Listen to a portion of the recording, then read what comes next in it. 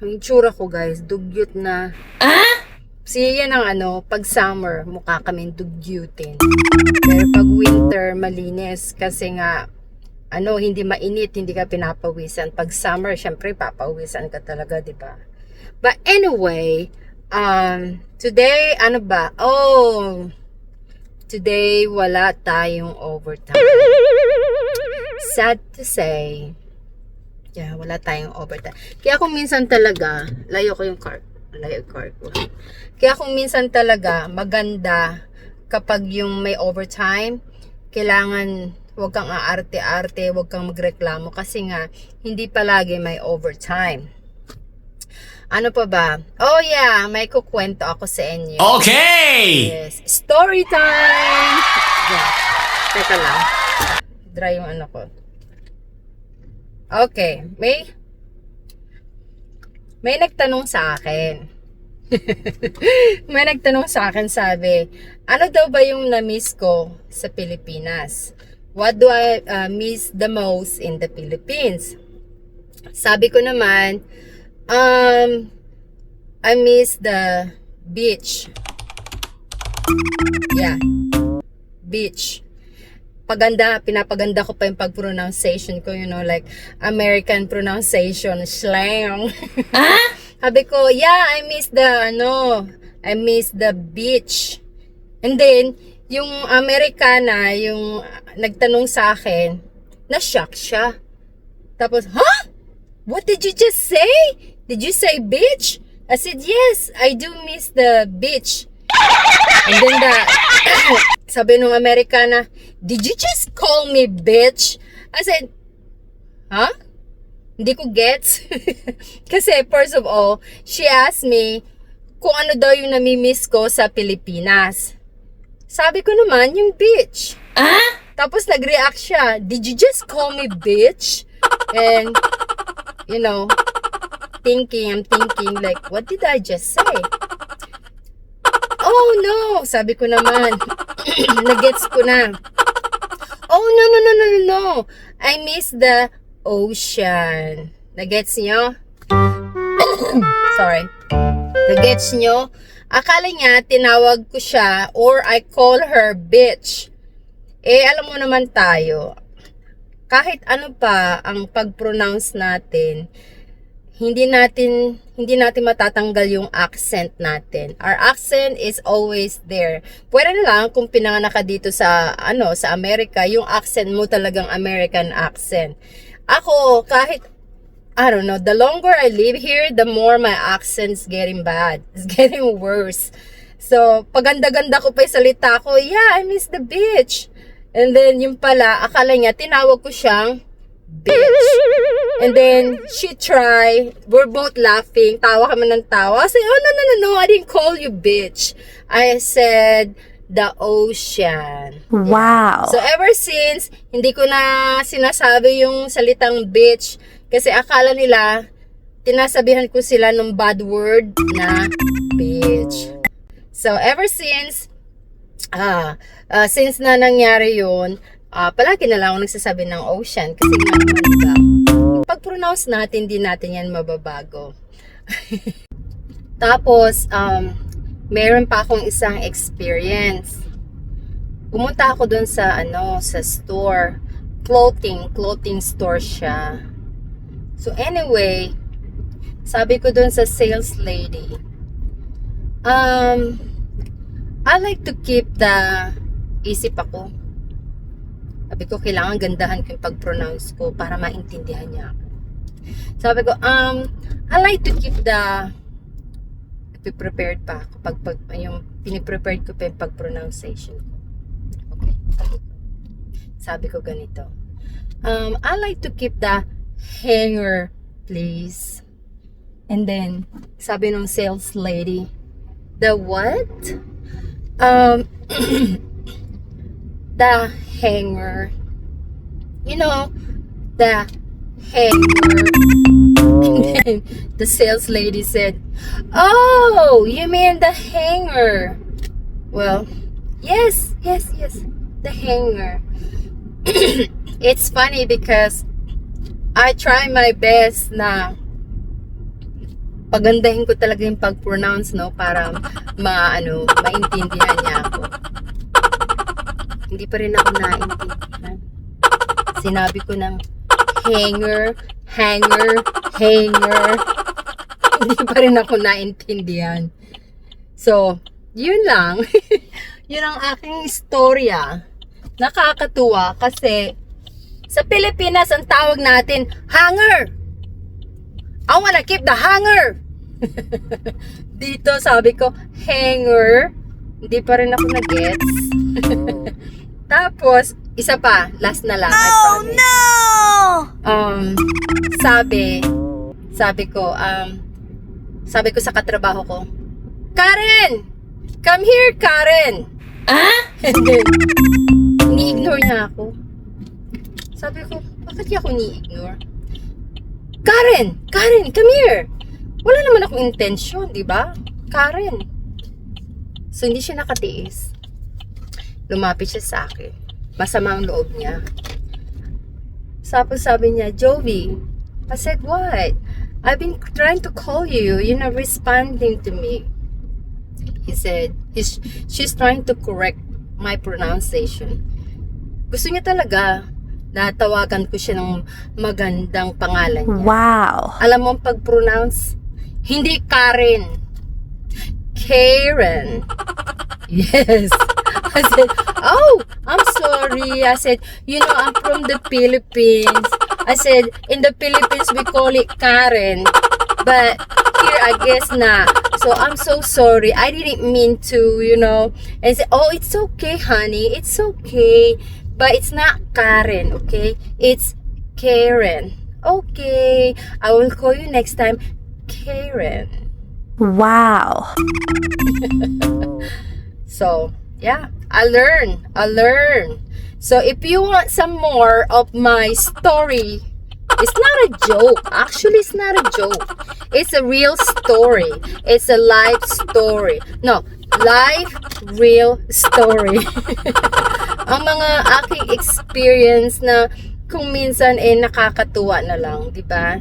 Nakakatuwa kasi we try our best to communicate with them. We didn't mean anything.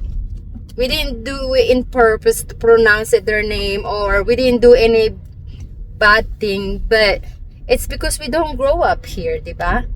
So, kaya dapat pagpasensyahan nila tayo. At tayo rin, wag din tayong magagalit at wag tayong may insulto pag kinukorek na tayo, di ba? Syempre, hindi natin to bansa.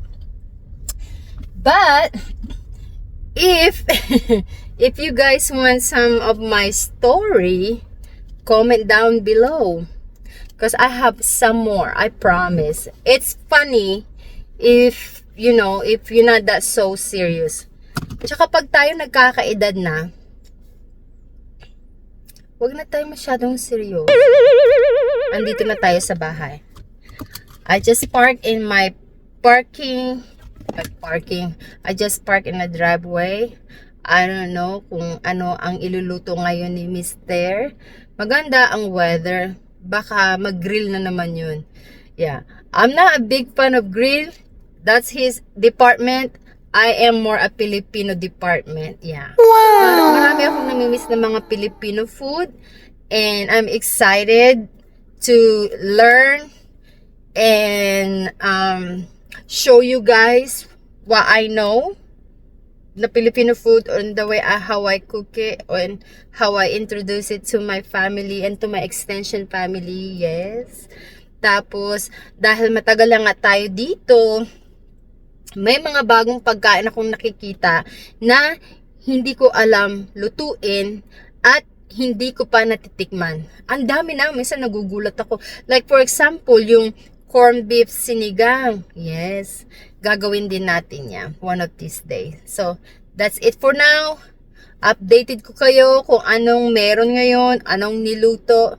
So, that's it. Bye. Bye. Updated ko kayo mamaya.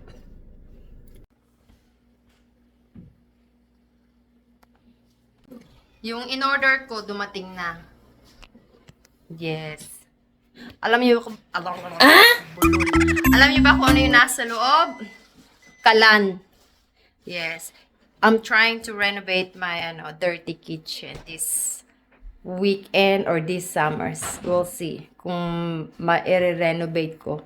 Siyempre, pumapasok tayo, di ba? But anyway, tanungin natin si Mr. Sir! Sir, anong ulam natin ngayon? Sir, sagutin mo ako. Anong ulam natin ngayon?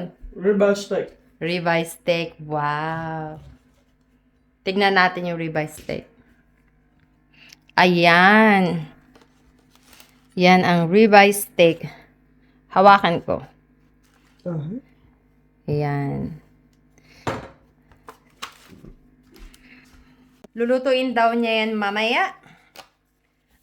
Mag-workout daw muna siya. Tapos ako naman maghuhugas ng dishes. So, mamaya uli.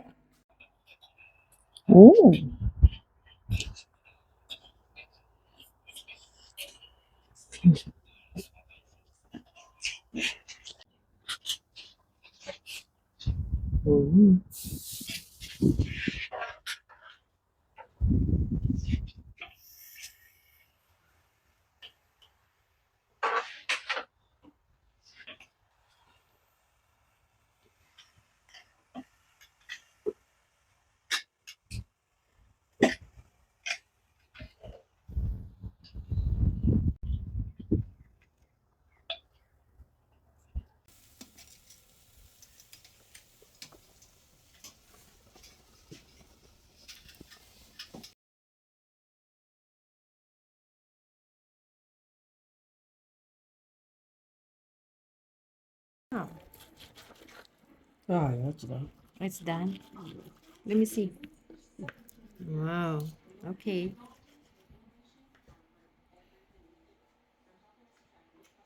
Ready to eat?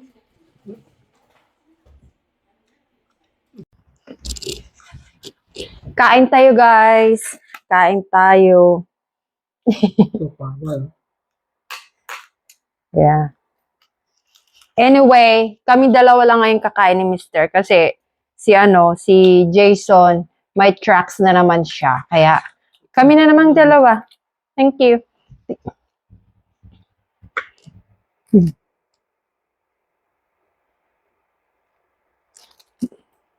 Bloody.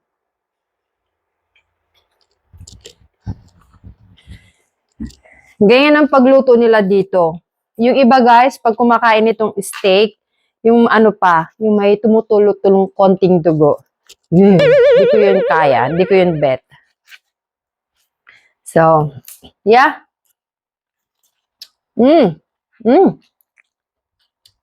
Crap. Ang turn niya guys, wala kaming kanin. Mac and cheese. Pagkain ng mga Amerikano, mac and cheese. Tingnan nyo guys, kinakain ba ito sa Pilipinas? Mac and cheese, like, di ba pang sopas lang yan? Pang sopas. Dito, di ba yung sa Pilipinas, yung pang sopas, dito nilalagyan nila ng cheese. Binuboil nila yung noodles, tapos cheese. Paminsan-minsan, kain din tayo, wala tayong choice.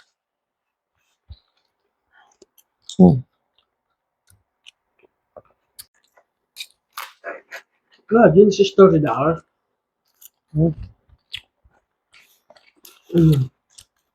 That's just wrong, huh?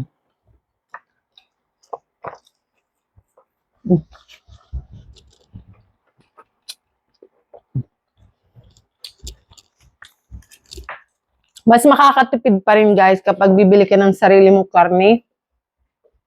Kasi kung kakain ka sa restaurant, mas mahal pa rin talaga. Imagine mo yung 3 pirasong slice ng karne na steak. What kind of steak is this? Ribeye? Ribeye. Ribeye steak. How much did you pay for that? Do you know? $8 a pound. $8 a pound daw, guys. So $8 per one. So, like 8 pound, a little bit less than 8 pound or a little bit more. 8 pound yung isang piraso. Eh kung kakain ka sa sa restaurant, last time kumain kami $30 ang isang tao. So mahal. Pag gusto mo talagang kumain ng karne, magsakripisyo ka talaga.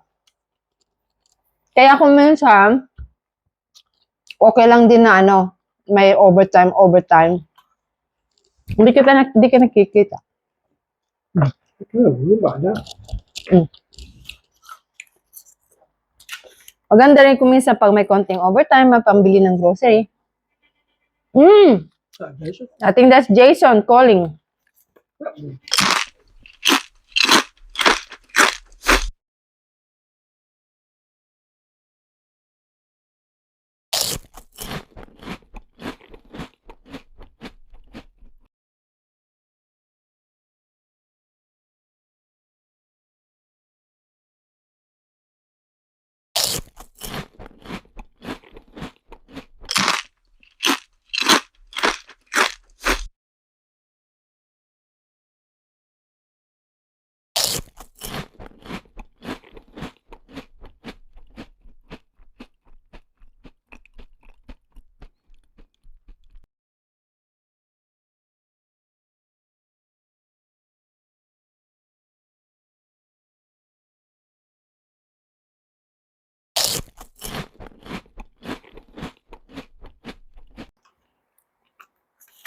Anyway, guys, that's all for now.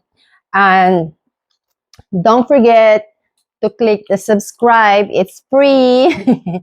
And if you guys don't care, please tell me where you guys from, kung taga saan kayo, kung saang bansa kayo, kung saang lugar kayo sa atin sa Pilipinas. Meron sa akin nag-message sa South Korea. Hey, shout out to you, Korea, South Korea. And then meron pang isa, from China. Pilipino rin. Tapos merong Canada, Australia. Yeah. So, don't forget to like and share and please subscribe. Good, tender. Enjoy ko muna yung pagkain. Nagugutom na ako eh. Kasi mamayang konti, pipick upin na naman si Jason. So that's all, guys. Thank you. Daddy, say bye. Bye. Bye.